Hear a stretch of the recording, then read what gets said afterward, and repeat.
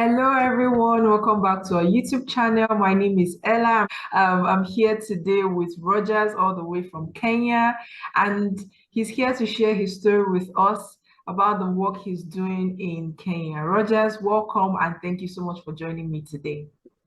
Thank you so much, Ella, for having me. Thank you. Okay, so Rogers, I met Rogers on LinkedIn, guys. So you see why I say social media is important for the work that you do as a nonprofit. And I saw the amazing work he was doing, and I said he must be on today's episode to share his story with you. So, Rogers, what inspired you to start your organization? And tell us about your organization first off, and what inspired you to start? Thank you so much, Ella, for that question. My name is Roger Somolo, like Ella just mentioned.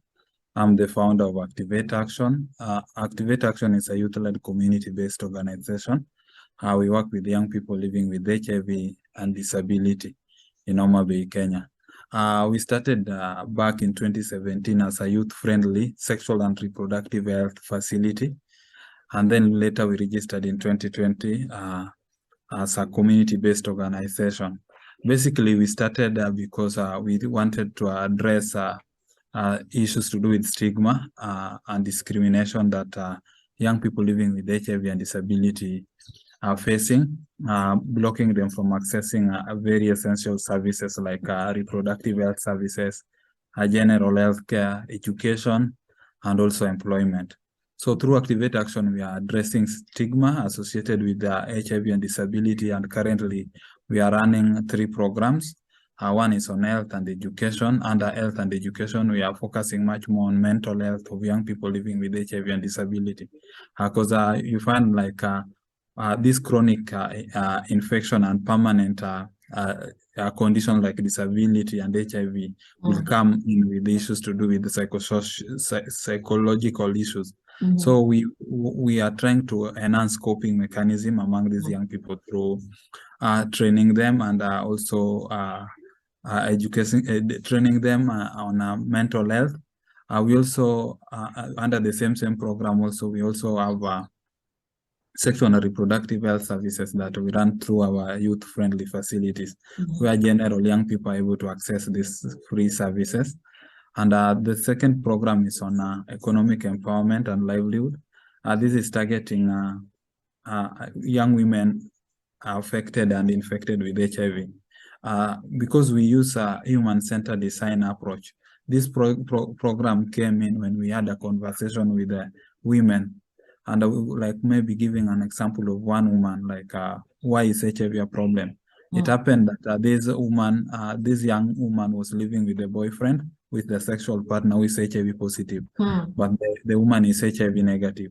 But now she could not negotiate about safer sex or condom use or use any other prophylaxis because of the dependency on the man.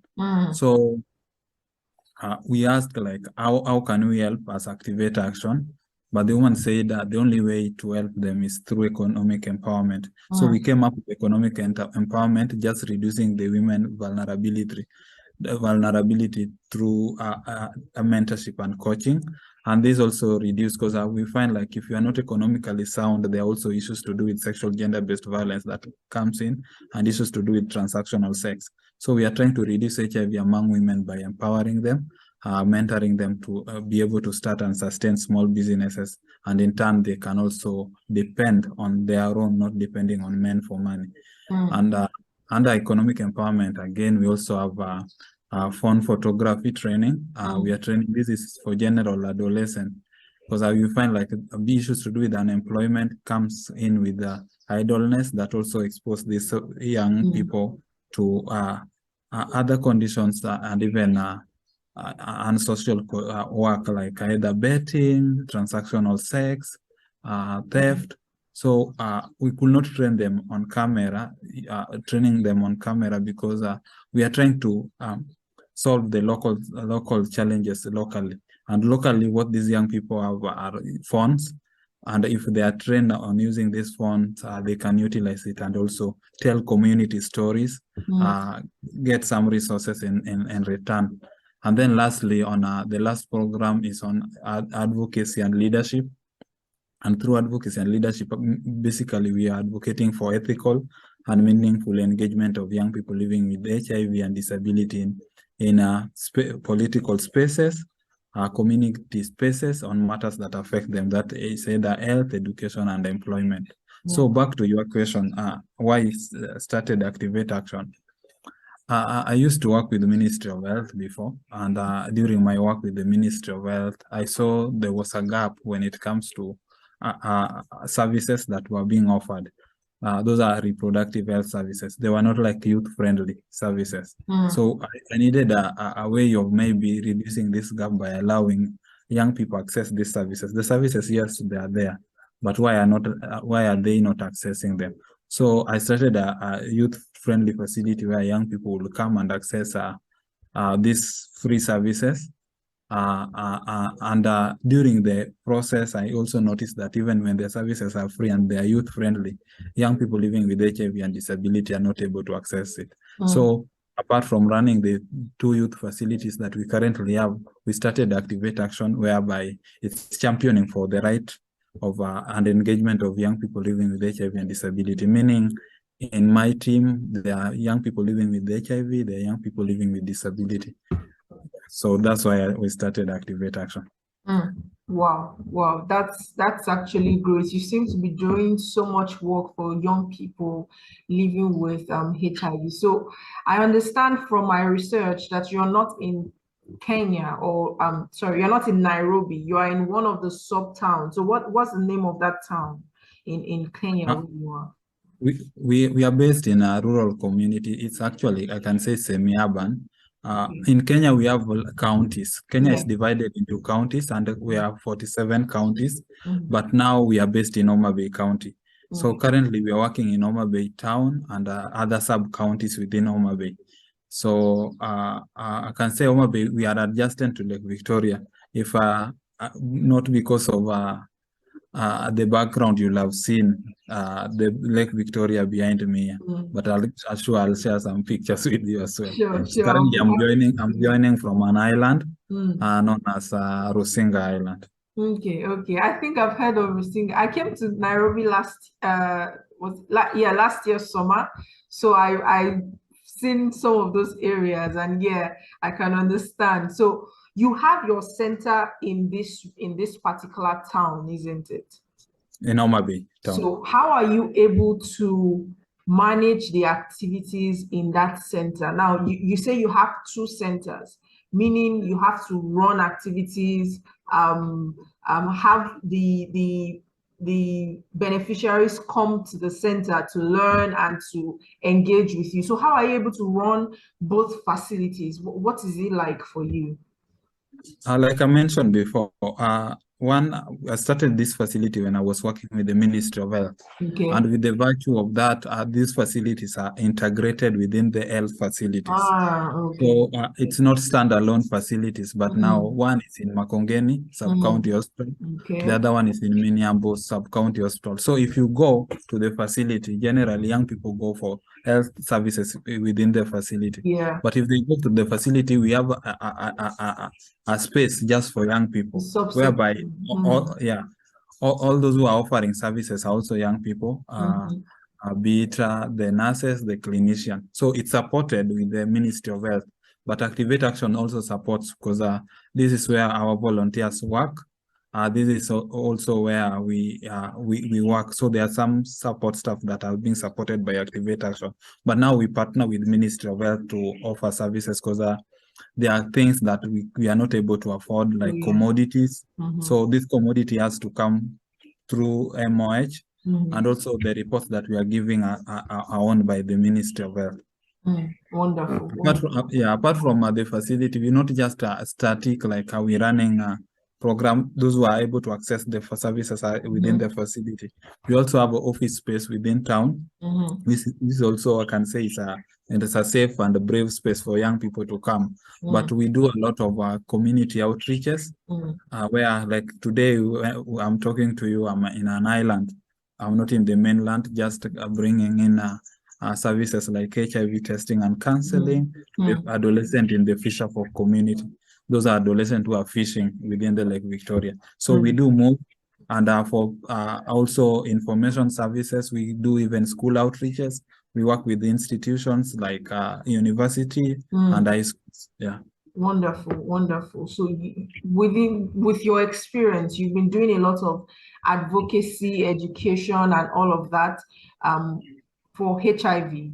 What's the situation like for people living with, not even people living, what's the situation of the HIV pandemic in Kenya right now? And how are you and your organization trying to solve that problem? I know you said you do testing and all of that, but beyond that, what do you think is like going to be a concrete, solid, one-time solution to solving this issue of HIV? And what's the situation like?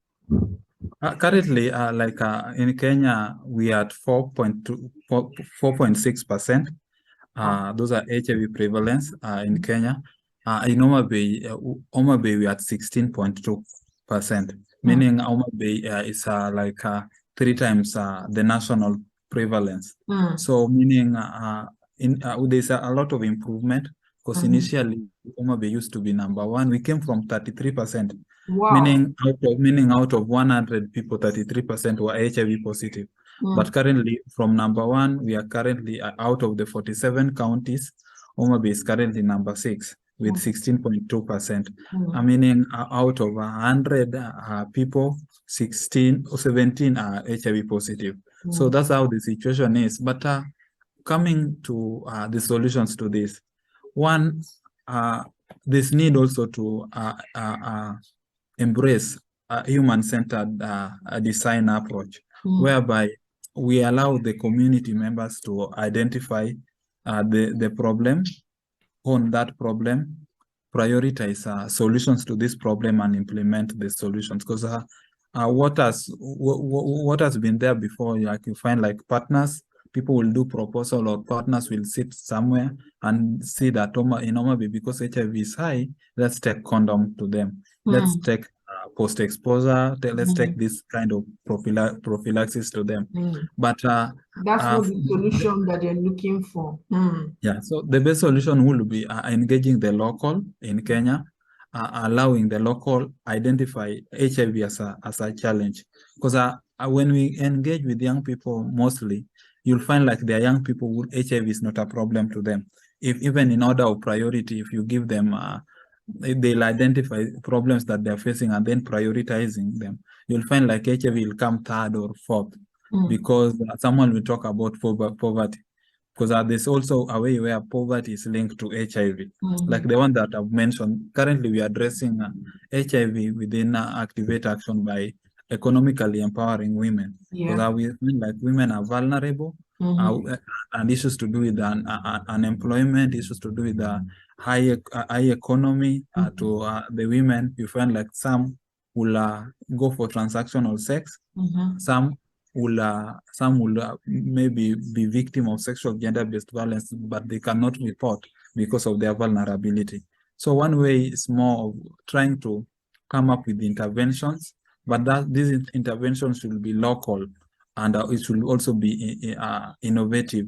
So, because I know we have, in Kenya, we have several, like in the counties that are mentioned, what might work in Nairobi will not work in Homa Bay. Because Homa Bay will find like maybe there are issues to do with the lack of information, but in Nairobi, maybe they have access to information. So we should also try to domesticate the interventions based on the counties and based on the local need. Yeah.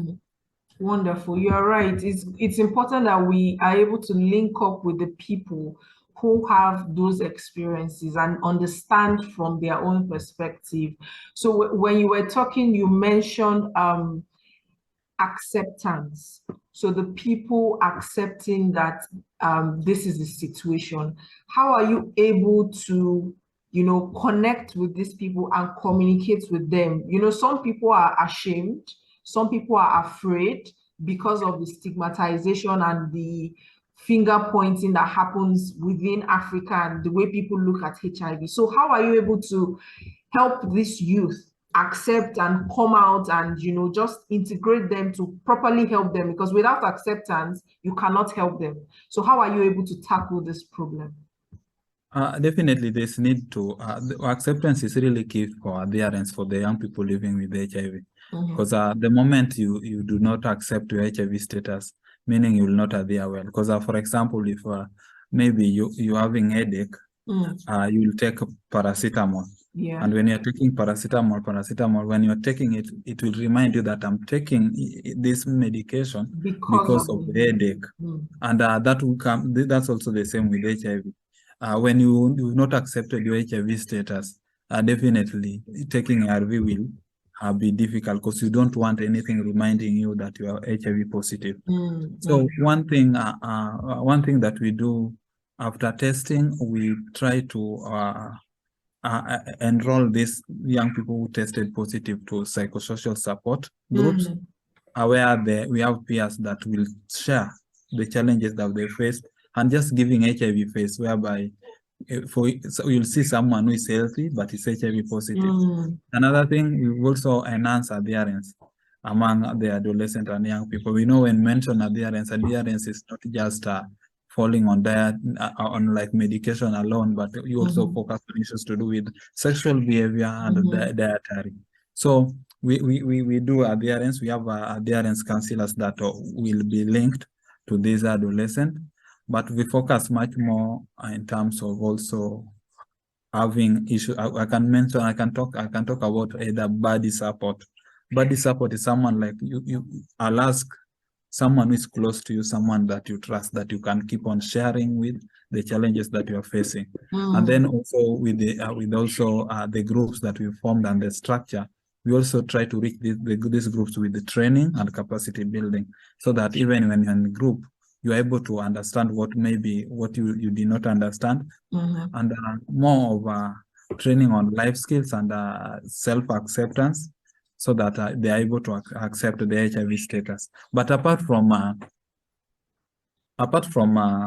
those who are HIV positive, there's also community awareness and sensitization that we do, because we know every person comes from a community, every person comes from a family. So we are not just focusing on those who are HIV positive alone, but now we also try to create a safe environment for them by engaging the local, the community, and everyone at large. If I mention the local, it's not just the family alone, but now we also go even into engaging with the religious leaders. Because sometimes, like even in the church, you will find like the kind of gospel that are being preached, if not directed well, if I'm HIV positive and in church, I think maybe the pastor is targeting me with the gospel.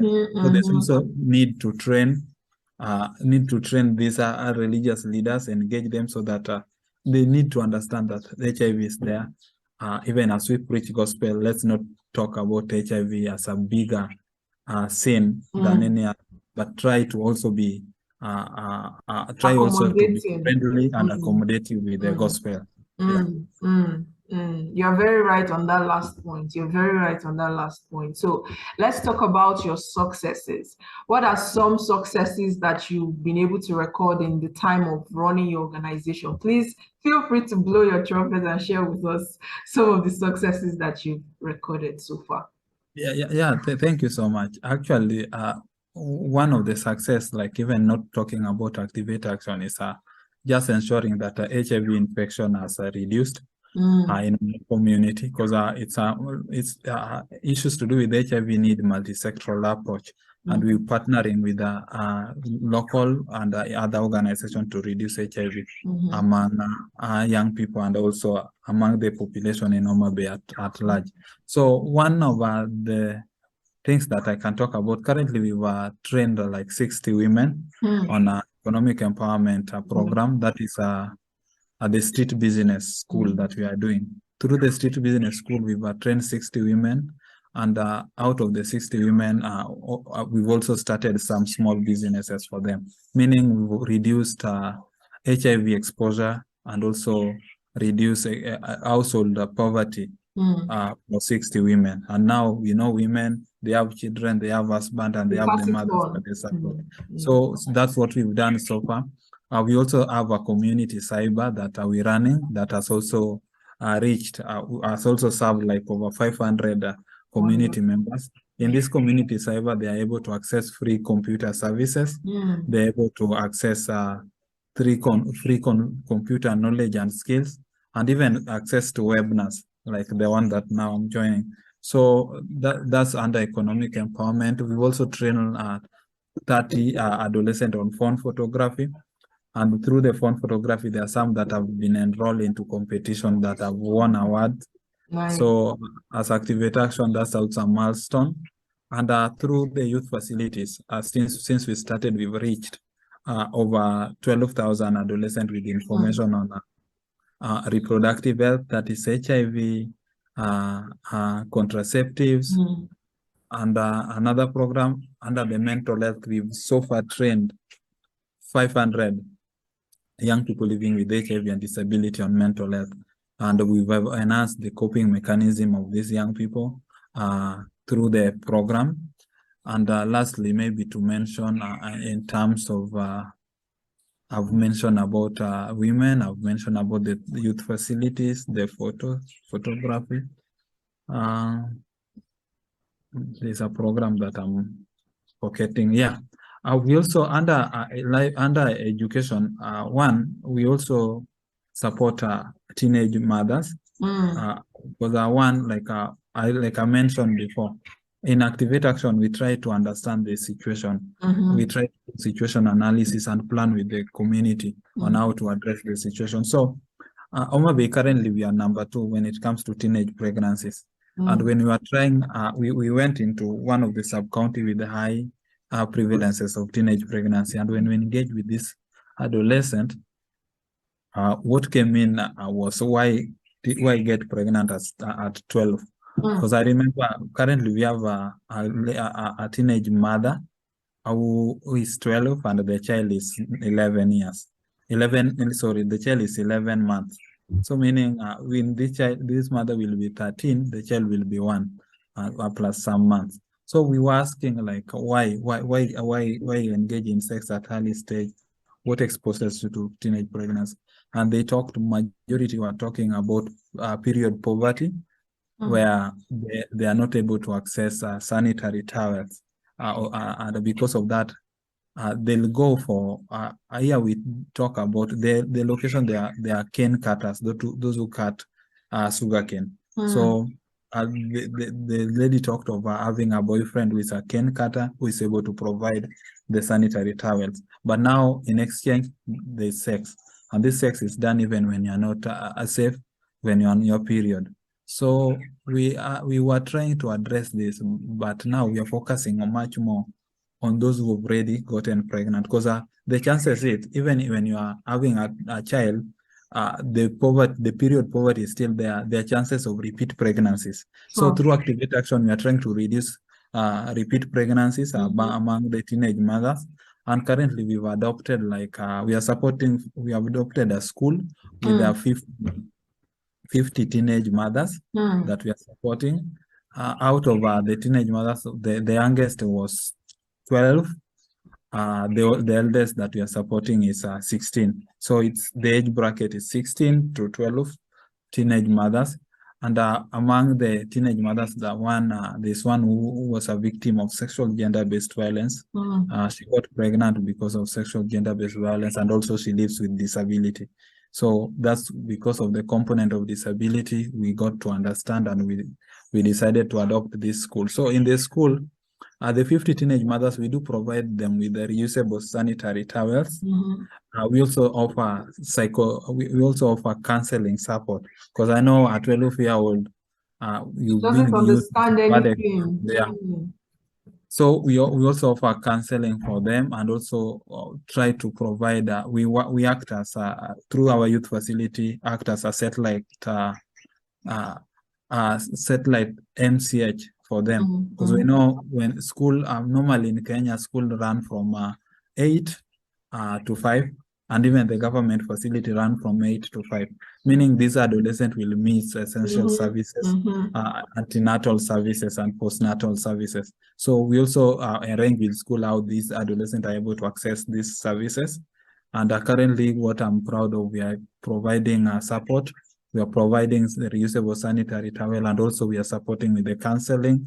And we have a pack for them as well. This pack has a panty, we have soap, we have some of the essentials that they need as teenage mothers. So so far we are supporting 50, and with this 50, we just want to work with them so that we ensure school transitioning, because majority are in primary school.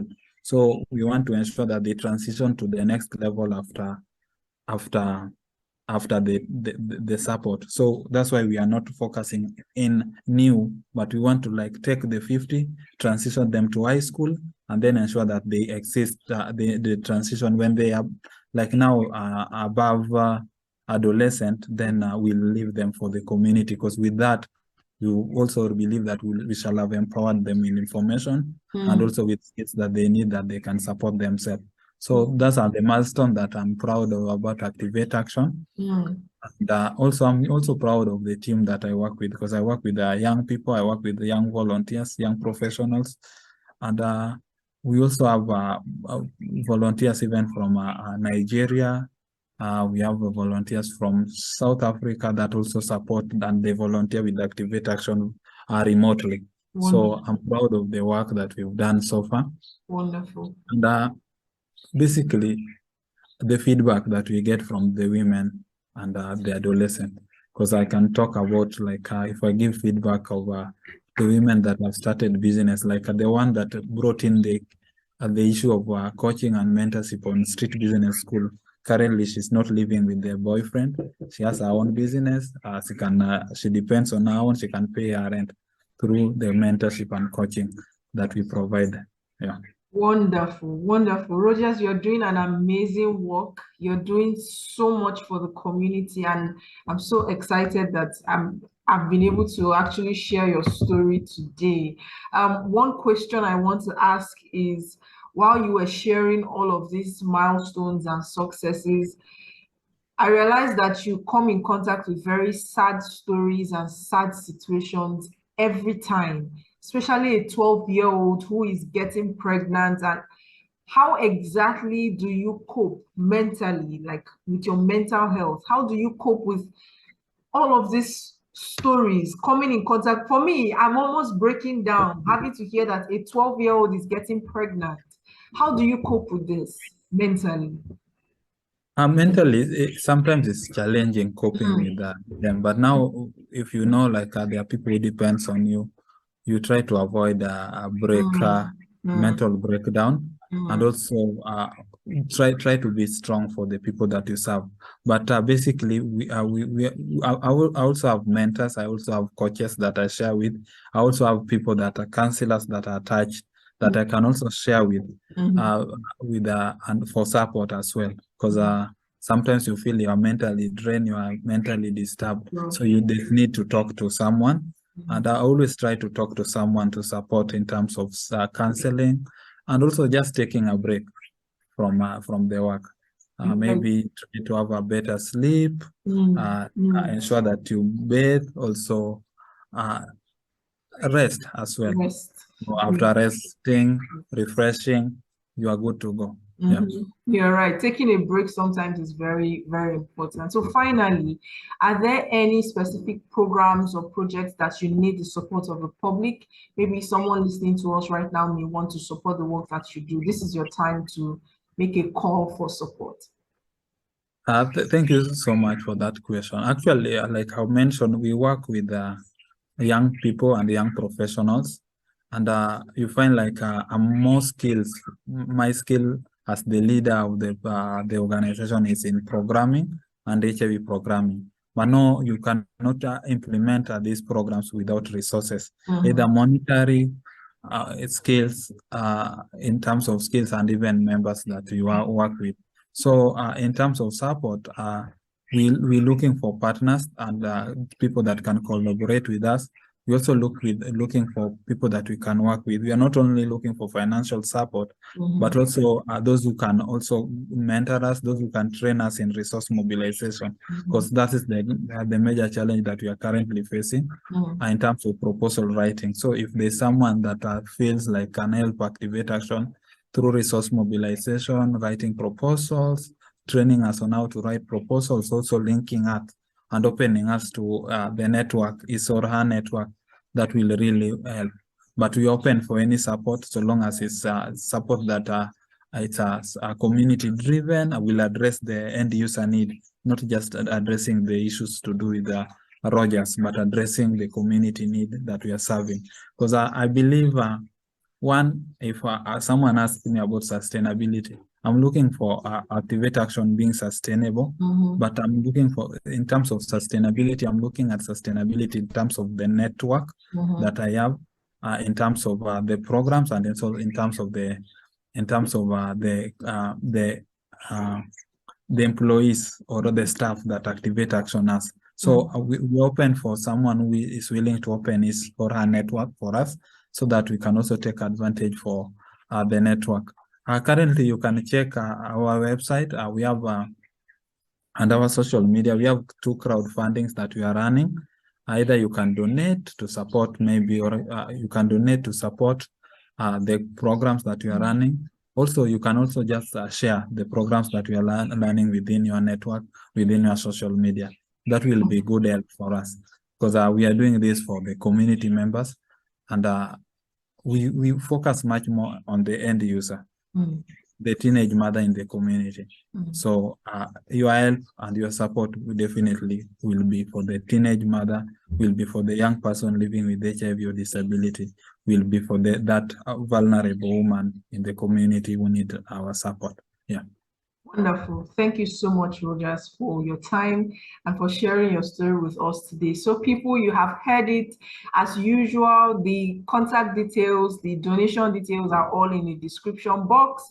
On your screen, you can see an email and also contact details on how to reach out to Rogers or the team at Activate Action. Please share this video, because someone within your network might be willing to support the work or even partner with Activate Action. Do not be stingy. Share this video to as many people as possible. Thank you so much, everyone. Looking forward to seeing you in the next episode. Do not forget to like, share, and subscribe. Thank you, Rogers. It was nice having you today. Looking forward to doing so much more with you. Thank you so much for having me. All right. Bye, everyone. Bye-bye.